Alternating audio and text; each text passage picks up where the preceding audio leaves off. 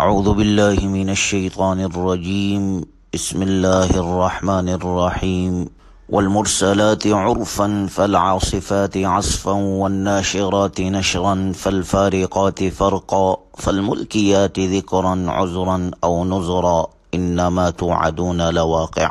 یہ سورہ مرسلات ہے جو 50 آیات اور 2 رکوعات پر مشتمل ہے۔ سورت کی ابتدا میں اللہ کا ارشاد ہے، قسم ہے ہواؤں کی جو نرمی سے چلتی ہے، پس انہی ہواؤں کی نسبت سے سورت کا نام بھی مرسلات ہے۔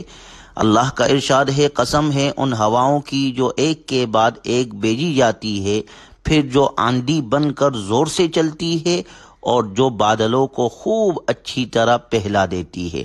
اس دنیا میں جو ہوائیں چلتی ہے اس میں سے کچھ تو ایسی ہوتی ہے جو انسان کو فائدہ پہنچاتی ہے اور اس کے لیے زندگی کا سامان مہیا کرتی ہے، اور کچھ ایسی ہوتی ہے جو آندھی طوفان بن کر انسان کے لیے نقصان کا باعث ہوتی ہے۔ پہلی ہوائیں شکر ادا کرنے کا ذریعہ ہے، اور خوفناک ہوائیں اللہ کی گرفت اور نعمت یاد دلانے والی ہے۔ انسان کو دنیا میں دونوں حالتیں پیش آتی ہے۔ اسے سمجھ لینا چاہیے کہ قیامت کا دن آنے والا ہے، اس دن شکر کا ثواب ملے گا اور توبہ کرنے والوں کو فائدہ پہنچے گا۔ اگلی آیات میں اللہ کا ارشاد ہے، فالفارقات فرقا فالملکیات ذکرا عذرا او نذرا۔ پھر قسم ہے ان فرشتوں کی جو حق اور باطل کو الگ الگ کر دیتے ہیں، پھر نصیحت کی باتیں نازل کرتے ہیں جو یا تو لوگوں کے لیے معافی مانگنے کا سبب بنتی ہے یا ڈرنے کا۔ یعنی فرشتے جو اللہ تعالیٰ کا کلام لے کر انسانوں کے پاس آتے ہیں، وہ نیک لوگوں کے لیے خوشخبری اور برے لوگوں کے لیے ڈرانے کا سامان لے کر آتے ہیں۔ نیک لوگوں کو اس کلام کے ذریعے گناہوں سے معافی کی دعوت دی جاتی ہے اور برے لوگوں کو ڈرایا جاتا ہے۔ انما توعدون لواقع، بات یہی ہے کہ جس کا تم سے وعدہ کیا جاتا ہے وہ ضرور واقع ہونے والی ہے۔ مراد اس سے قیامت ہے کہ وہ ضرور واقع ہو کر رہے گی۔ اگلی آیات میں قیامت کے واقع ہونے کی نشانیوں کا ذکر کیا جا رہا ہے کہ جب قیامت واقع ہوگی فَإِذَا النُّجُومُ طُمِسَتْ، سو جب ستارے بے نور کر دیے جائیں گے، وَإِذَا السَّمَاءُ فُرِجَتْ، اور جب آسمان کو چیر دیا جائے گا، وَإِذَا الْجِبَالُ نُصِفَتْ، اور جب پہاڑ ریزہ ریزہ کر دیے جائیں گے، وَإِذَا الرُّسُلُ أُقِّتَتْ، اور جب پیغمبروں کے جمع ہونے کا وقت آ جائے گا۔ اللہ تعالیٰ نے آخرت کا ایک وقت مقرر فرمایا ہوا ہے جس میں تمام انبیاء اکرام علیہم السلام جمع ہو کر اپنی اپنی امت کے بارے میں گواہی دیں گے۔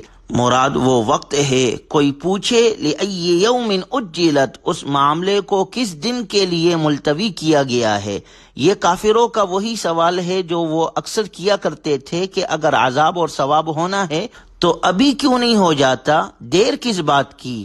اس کے جواب میں فرمایا لِأَيِّ يَوْمٍ أُجِّلَتْ، کہ فیصلے کے دن کے لیے معاملہ ملتوی کیا گیا ہے۔ یعنی دنیا میں جو کفار ایمان قبول نہیں کرتے اور خاتم النبیین صلی اللہ علیہ وسلم اور ان سے پہلے انبیاء اکرام علیہم السلام کی تکذیب کرتے ہیں، وہ یہ نہ سمجھے کہ دنیا میں سزا نہیں مل رہی تو ہمارا چھٹکارا ہی رہے گا۔ ان کو معلوم ہونا چاہیے کہ ان کا فیصلے کے دن کے لیے مؤخر کیا گیا ہے۔ وہ فیصلے کا دن کیسا ہے؟ اس دن جھٹلانے والوں کے لیے بڑی خرابی ہے۔ قیامت کے دن کو اللہ تعالیٰ نے لیوم الفصل کہا ہے کیونکہ اس دن مخلوق کے درمیان عدل و انصاف پر مبنی فیصلہ کیا جائے گا، اور قیامت کو یوم الفصل قرار دینے کے بعد اس جھٹلانے کے بارے میں اللہ تعالیٰ فرماتے ہیں وَإِلٌ يَوْمَئِذٍ لِّلْمُكَذِّبِينَ، اس دن جھٹلانے والوں کی تباہی ہے۔ یہ آیت مبارکہ اس صورت میں 10 بار آئی ہے۔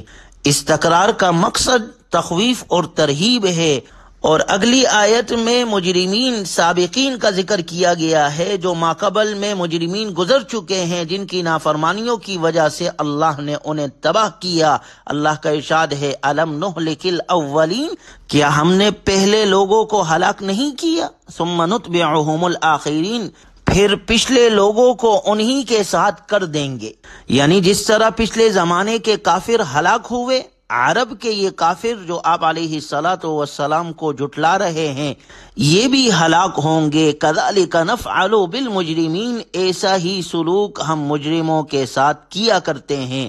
ویل یومئذ للمکذبین، بڑی خرابی ہوگی اس دن ایسے لوگوں کی جو حق کو جھٹلاتے ہیں۔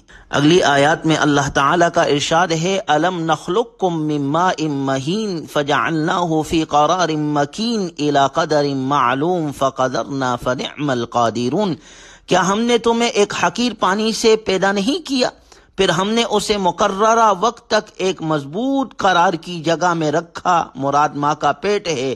الی قدر معلوم، پھر ہم نے توازن پیدا کیا، چنانچہ اچھا توازن پیدا کرنے والے ہم ہی ہیں۔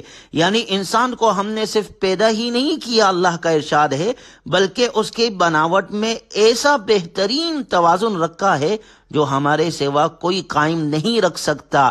انسان کے جسم کے مختلف حصوں پر جتنا غور کیا جائے یہ حقیقت اتنی ہی زیادہ واضح ہو جاتی ہے۔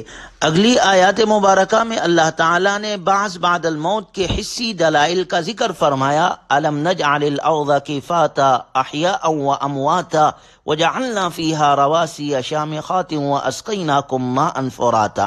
اللہ کا ارشاد ہے کیا ہم نے زمین کو سمیٹنے والی نہیں بنائی؟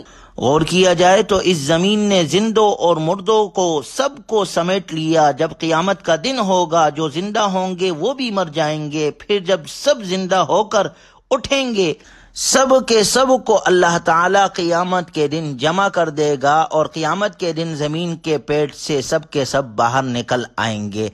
آگے اللہ نے ذکر فرمایا کہ اسی زمین پر ہم نے بڑے بڑے پہاڑ رکھ دیے، تمہارے لیے بہت سے فائدے ہیں اس میں، جن میں سے ایک فائدہ یہ ہے کہ وہ زمین کی میخیں بنے ہوئے ہیں جو اسے ہلنے نہیں دیتے۔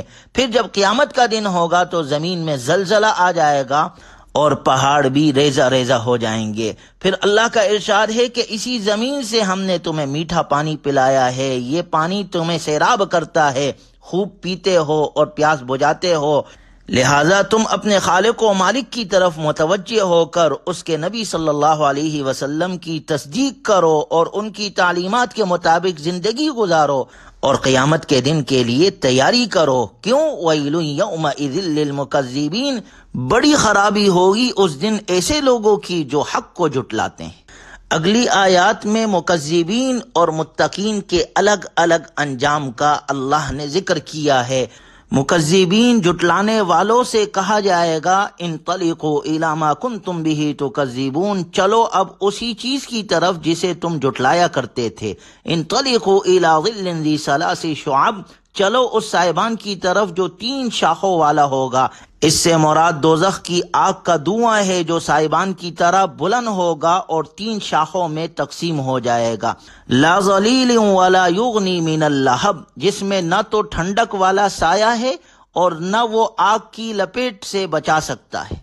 انہا ترمی بشرر کالقصر، وہ آگ تو محل جیسے بڑے بڑے شعلے پھینکے گی۔ کأنہ جمالۃ صفر، جیسے کالے کالے اونٹ، یعنی جہنم ایسے ایسے انگاروں کو پھینکے گی جیسے بڑے بڑے محل یعنی مکانات ہو اور جیسے کالے کالے اونٹ ہو۔ کچھ انگارے بہت بڑے بڑے ہوں گے اور کچھ چھوٹے ہوں گے، یہ چھوٹے بھی ایسے ہوں گے جیسے کالے کالے اونٹ۔ جب اس آگ کے انگارے اتنے بڑے ہوں گے تو وہ آگ کتنی بڑی ہوگی اسی سے سمجھ لیا جائے۔ اللہ ہماری حفاظت فرمائے۔ وَيْلٌ يَوْمَئِذٍ لِّلْمُكَذِّبِينَ، بڑی خرابی ہوگی اس دن ایسے لوگوں کی جو حق کو جھٹلاتے ہیں۔ اگلی آیات میں اللہ نے متقین کے انجام کا ذکر فرمایا ان المتقین فی ظلال وعیون وفواکہ مما یشتہون کلوا واشربوا ہنیئا بما کنتم تعملون، جن لوگوں نے تقوی اختیار کیا وہ بے شک سایوں اور چشموں کے درمیان ہوں گے اور اپنے من پسند میووں کے درمیان۔ ان سے کہا جائے گا کلوا واشربوا ہنیئا بما کنتم تعملون، مزے سے کھاؤ اور پیو ان اعمال کے بدولت جو تم کیا کرتے تھے۔ انا کذالک نجزی المحسنین، اللہ کا ارشاد ہے ہم نیک لوگوں کو ایسا ہی صلہ دیتے ہیں۔ وَيْلٌ يَوْمَئِذٍ لِّلْمُكَذِّبِينَ، بڑی خرابی ہوگی اس دن ایسے لوگوں کو جو حق کو جھٹلاتے ہیں۔ آخر میں اللہ نے دوبارہ اس کا ذکر فرمایا۔ اللہ تبارک و تعالی ہمیں قرآنی تعلیمات پر عمل کی توفیق نصیب فرمائے اور عمل صالح کرنے والا بنائے، اور خاتمہ بالخیر ہم سب کا اللہ ایمان پر فرمائے۔ وآخر دعوانا ان الحمد للہ رب العالمین۔